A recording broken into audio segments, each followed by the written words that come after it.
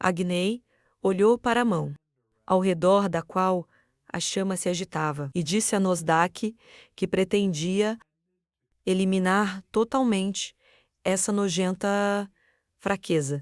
Nosdak olhou para Agnei sem entender como ele iria se livrar dessa fraqueza. Os lábios de Agnei formaram uma fraca risada, e seu olho brilhou intensamente. Agnei usou sua habilidade de espaço e tempo. O corpo dele começou a se distorcer e gradualmente desapareceu. Finalmente, ele contou a Nosdak sobre seu ideal, harmonia entre ele e o Fênix. E se apenas algumas condições fossem atendidas, talvez ele não precisasse mais do apóstolo. Nesse momento, uma grande explosão aconteceu no deserto. A areia subiu a centenas de metros. Pó e vento dispararam. Torquida olhou com medo e choque para Ivan, quem desferiu um golpe acima de sua cabeça. Ivan se levantou e virou-se, mandando Torquida sair daqui. Torquida levantou e começou a gritar, maldizendo e pedindo a Ivan para matá-lo. De repente, Torquida parou de gritar e congelou. Com a boca aberta, Torquida olhou para a nuca de Ivan. Ele sentiu uma enorme pressão. Neste momento, Ivan estava furioso, com os monstros à distância. No horizonte, parte do deserto brilhava intensamente, em tons de amarelo e Torquida olharam naquela direção. Aos poucos, surgiram figuras de monstros. Começou a ser visto na distância. Depois, ouviram-se seus gritos. Monstros de fogo, envoltos em chamas, correram em direção a Ivan. Eles pareciam insetos, mas não tinham olhos. Eles eram criaturas imundas de deuses. Ivan ficou parado, olhando para a distância. Ele sabia que Kirksar ficava ao lado. De onde fugiram esses monstros? Crouch! Torcida ouviu Ivan em choque. Quem se perguntava, sem entender como os monstros seguiram-os a todos os lugares. Eles realmente tinham um bom sentido de olfato? Ivan pegou a borda do kimono e cheirou. Ele tentou sentir o estranho em si mesmo. Então, lembrou que ainda não havia se lavado hoje. Então, o caso de Ivan se tornou sério. Seus olhos estreitaram e o seu pupilo estava perigosamente iluminado. Uma pressão invisível foi liberada do corpo de Ivan. Depois de sugerir que havia um traidor entre eles. Quando Torquitas viu Ivan se afastar, ele começou a gritar, perguntando onde ele havia ido. E como ele havia ido, precisava primeiro matá-los. Ivan olhou para Torquida e, em tom de comando, disse para ele calar a boca. Ele não sabia os motivos dela, mas ele não tinha o hábito de matar os queixosos. E, pedindo por isso, ele aconselhou Torquida a ir se enforcar. Ele queria tanto morrer. Torquida olhou para Ivan com confusão. Suas palavras o surpreenderam. O que o fez sentar com a boca aberta e os olhos arregalados. Torquida cuidou de Ivan enquanto ele saía, sem dizer uma palavra. Mas após Torque ter batido no chão com a mão tremendo, ele ficou surpreso e irritado com a estupidez de Ivan. Curcuta apertou os dentes de raiva. Se pudesse enforcar, ele teria feito isso há muito tempo. Neste momento, Lucas flutuava no céu sobre o deserto.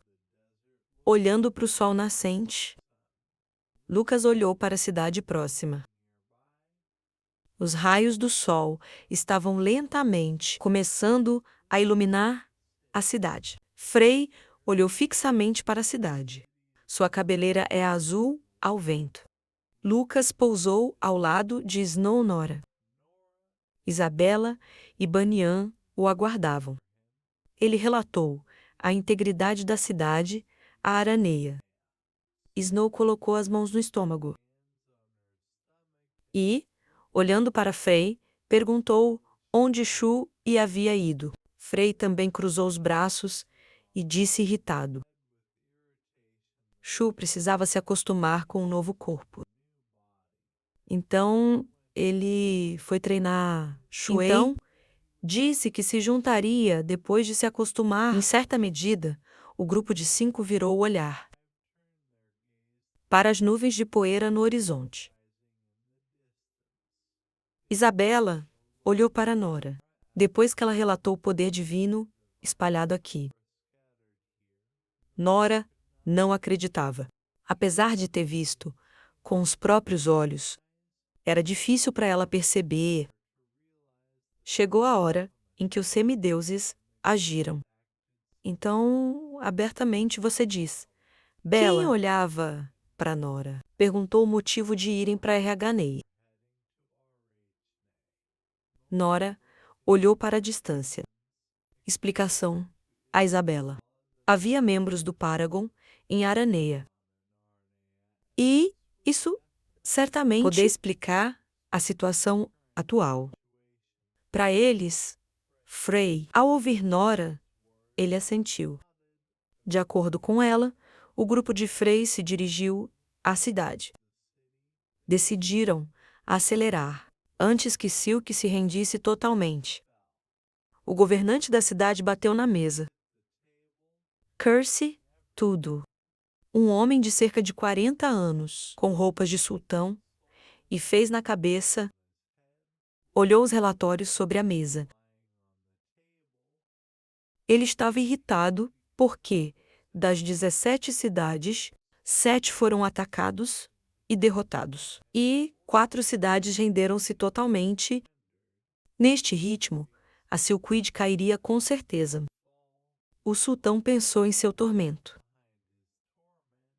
Aura, atrás, observou com gritos e raiva. O sultão tremeu de raiva e apertou os dentes. Sem entender o que fazer, Aura acariciou o queixo e fechou os olhos, tentando pensar em uma saída para essa situação.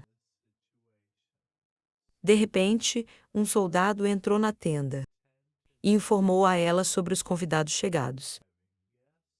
Aura abriu os olhos imediatamente. Ao ouvir isso, Aura tremeu e virou-se bruscamente, ao saber que os convidados eram do Paragon. Aura apertou o punho, alegre com a chegada de reforços.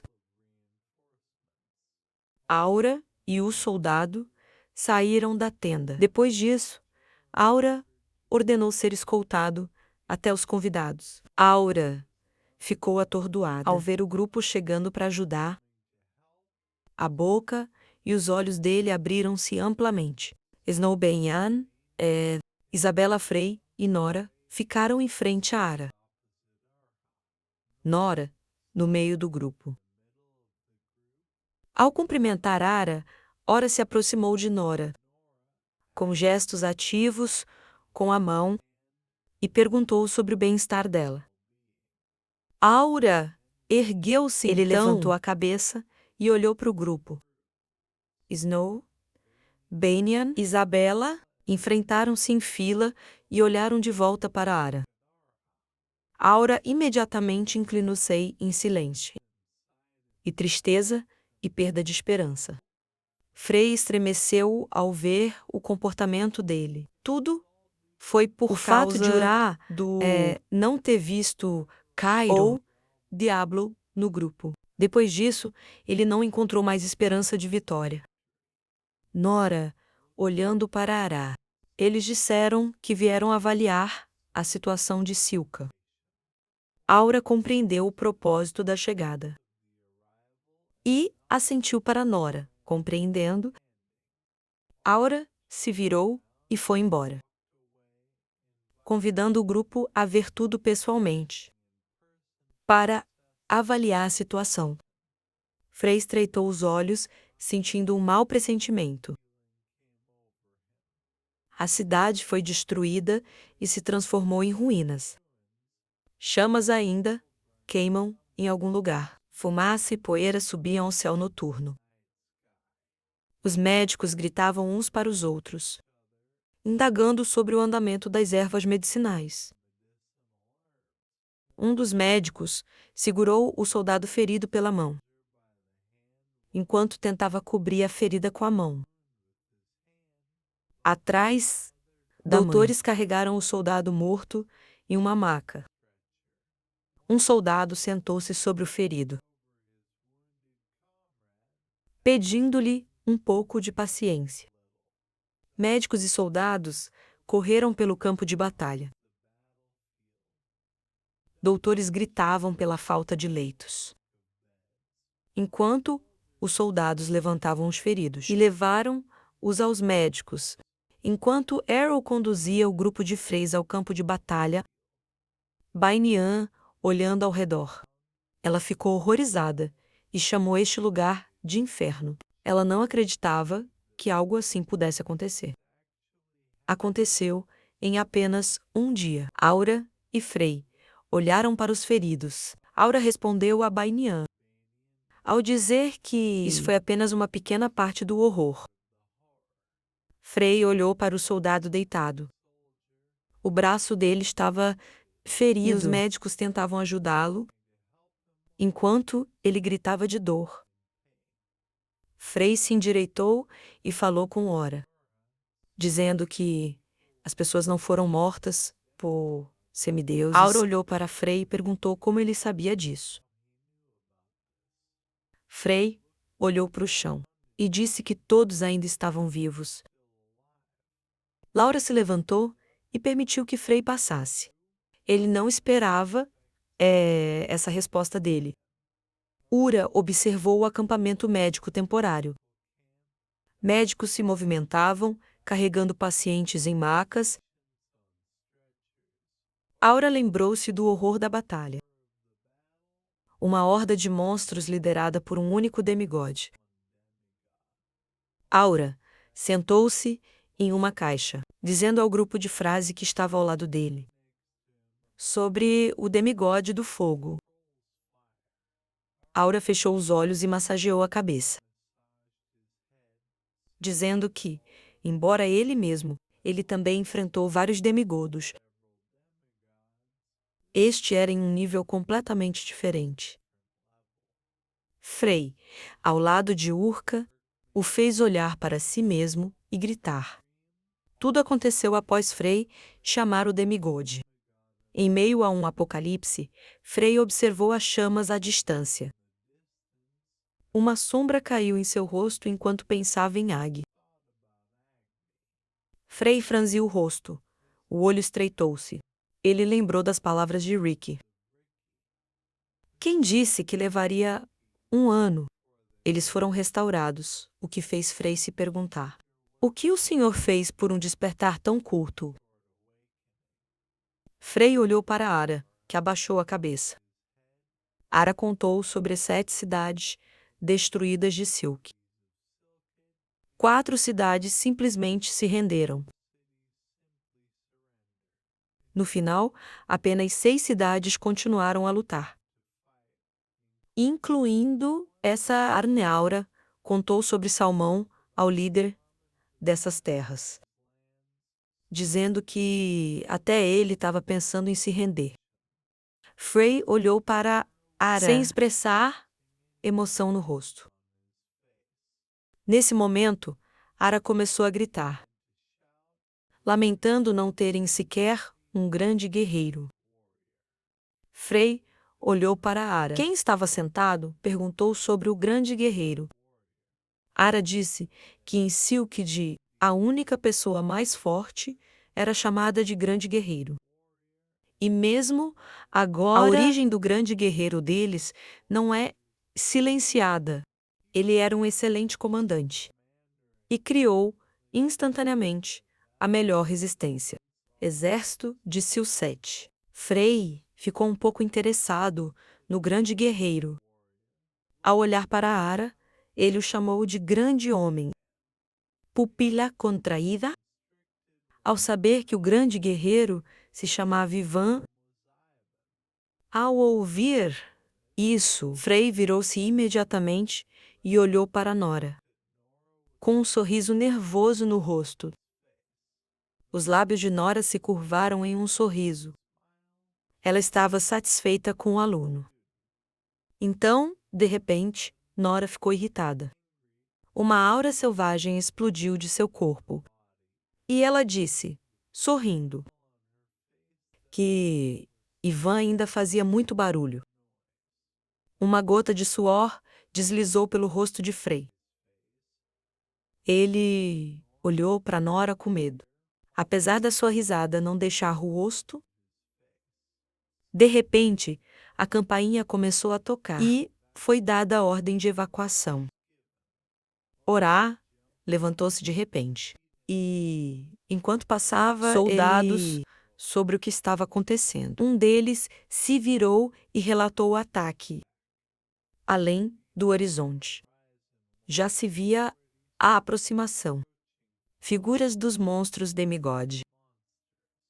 Uma multidão de monstros ardentes se aproximava da cidade, preenchendo completamente o horizonte. Orá ficou horrorizado, com os olhos fundos, e um estranho sorriso surgiu em seu rosto. Frei interrompeu a conversa deles e perguntou ao soldado se havia um demigode ali. O olhar de Frei tornou-se ameaçador. Ele perguntou mais uma vez se o demigode estava com os monstros. Um soldado, segurando uma lança na mão direita e um escudo na esquerda. Anunciar a ausência do demigode, Frei caminhou em direção ao soldado. Perguntou-lhe a localização dos monstros. Ara olhou para Frei, surpresa. O tempo todo, o soldado estava nervoso, e suor escorria pelo rosto dele. Ele disse: os monstros se aproximavam do sudeste. E então perguntou sobre a identidade de Frei.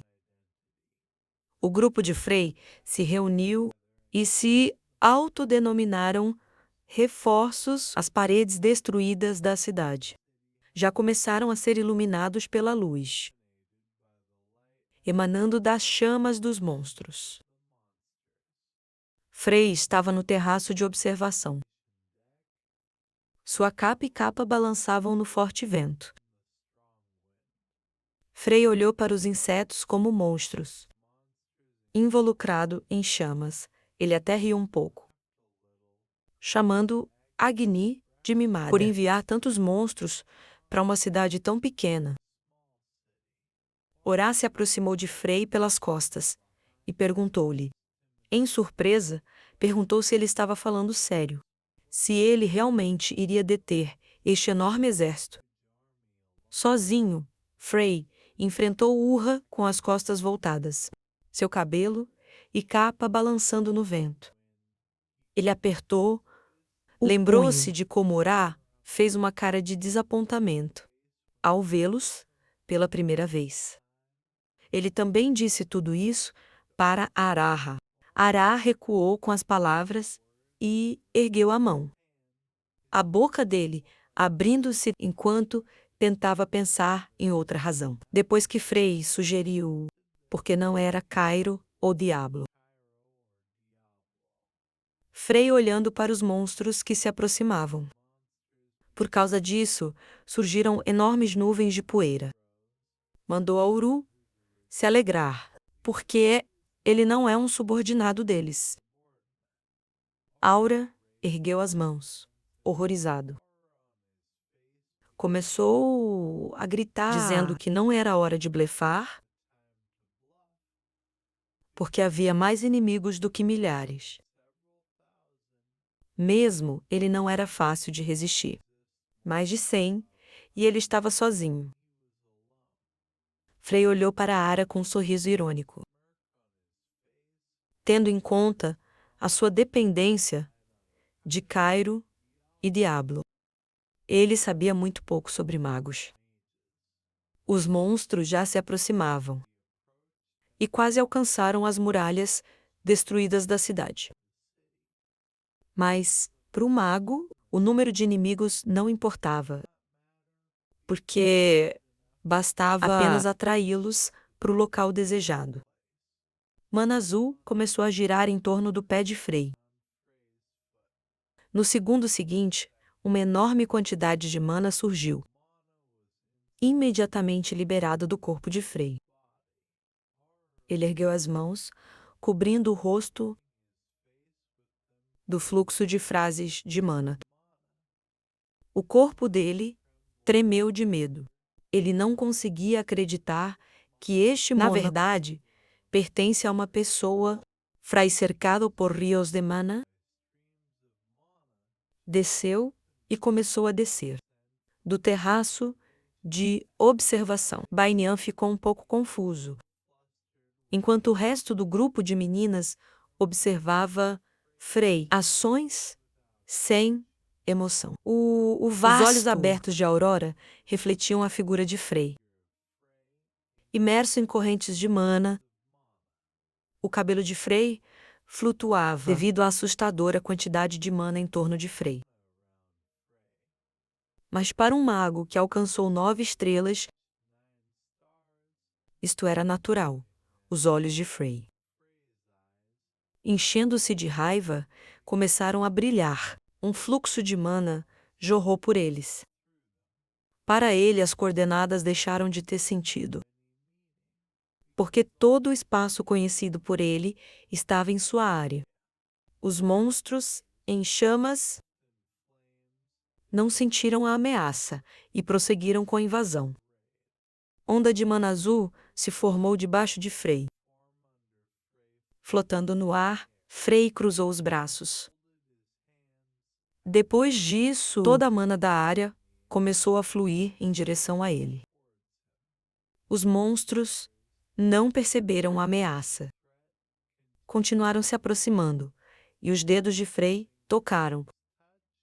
Formando um selo, o olho encheu-se de mana. Frei acenou com as mãos e as retirou, enviando um feitiço de tempestade em todas as direções. Imediatamente, o gelo envolveu os monstros. Eles se transformaram em blocos de gelo, no qual seus corpos e bocas abertas puderam ser vistos. No lado oposto do campo de batalha, a situação se repetiu. Os monstros também foram aprisionados em blocos de gelo. Isabela, Nora e eles colocaram as mãos à frente, para se protegerem do choque, onda e frio do feitiço. Uma tempestade espalhou-se pelo campo de batalha inteiro, com tremenda velocidade após algum tempo. O feitiço começou a se dissipar e gradualmente desapareceu.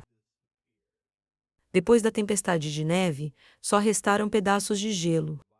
Com monstros aprisionados, restaram apenas os seus corpos. Frei, cujo corpo ainda estava envolvido por mana, ficou suspenso no ar e estendeu a mão. A mão de Frei se fechou em punho. Os blocos de gelo racharam e começaram a se despedaçar em pequenos pedaços, finalmente matando os monstros dentro deles.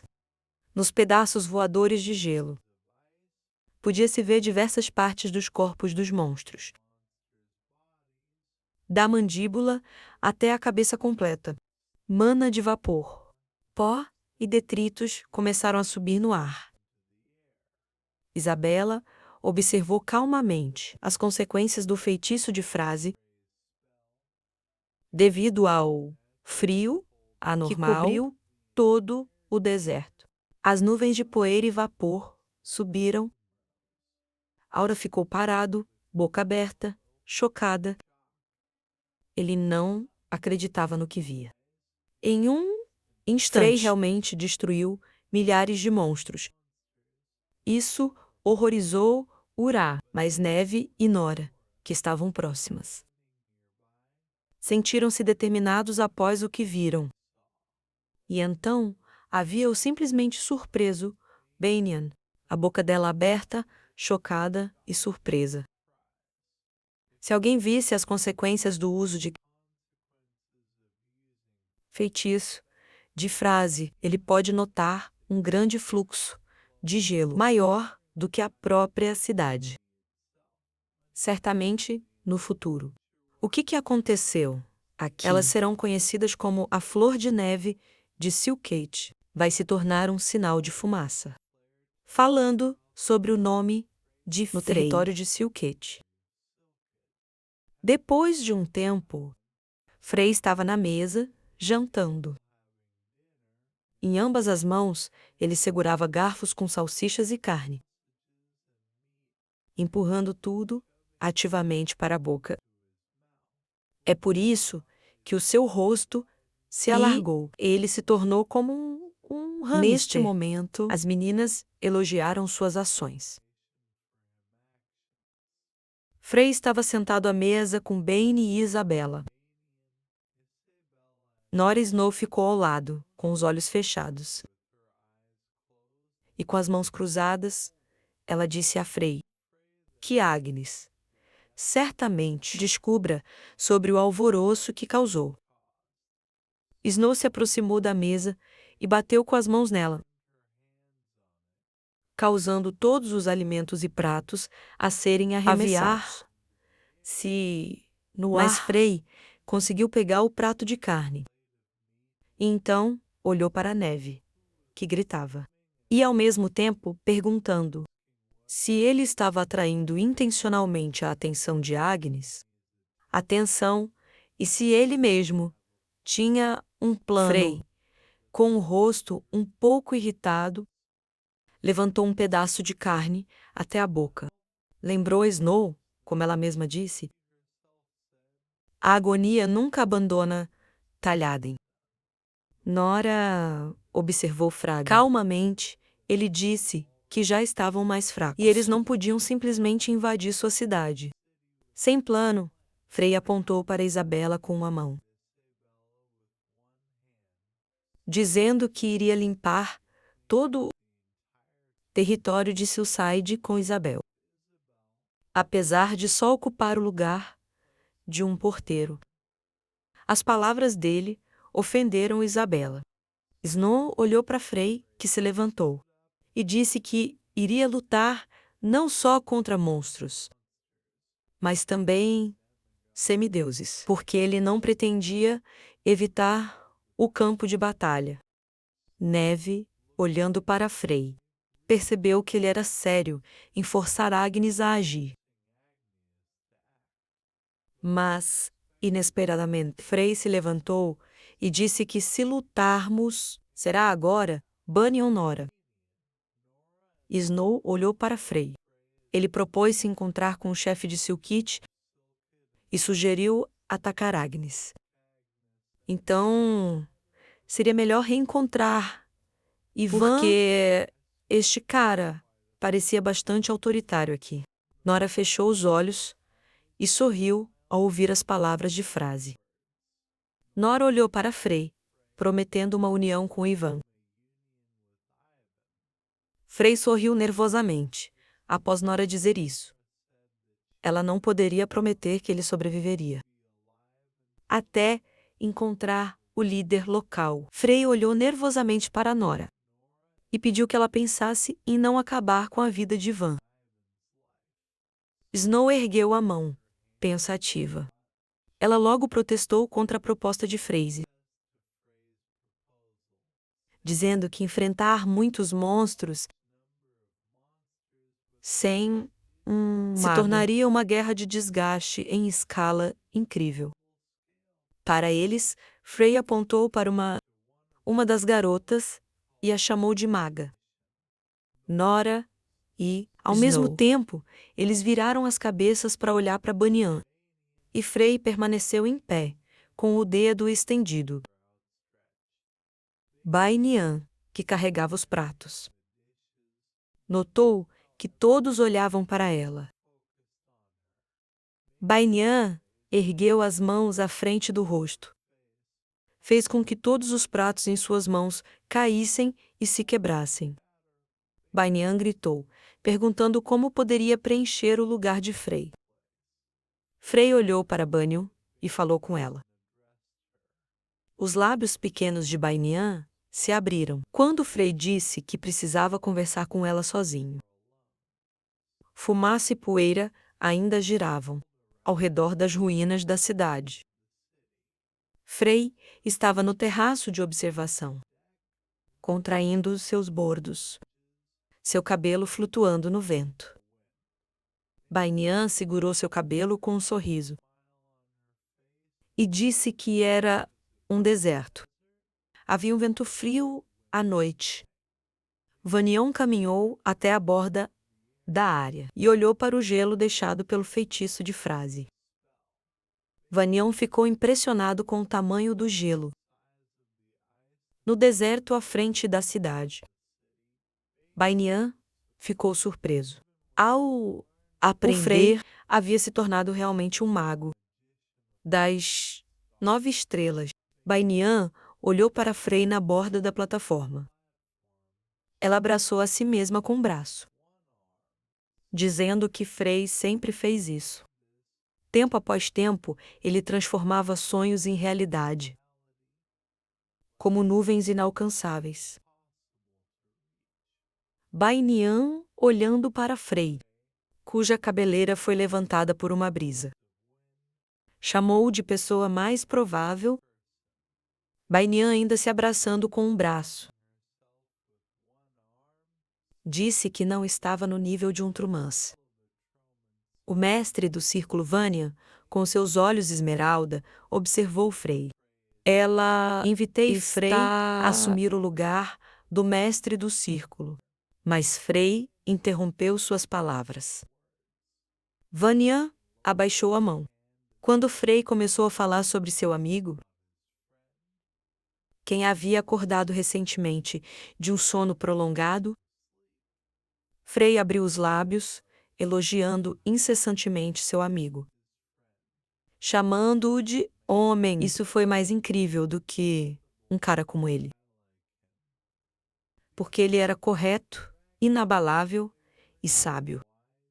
Frei sempre respeitou suas crenças. Frei ergueu o olhar e fixou no céu noturno. Numa noite em que a lua crescente estava bem visível. Bai fechou os olhos e sorriu, dizendo que era exatamente o que ela sentia. Ao olhar para Frei, Frei estava à beira, enquanto seu cabelo flutuava no vento.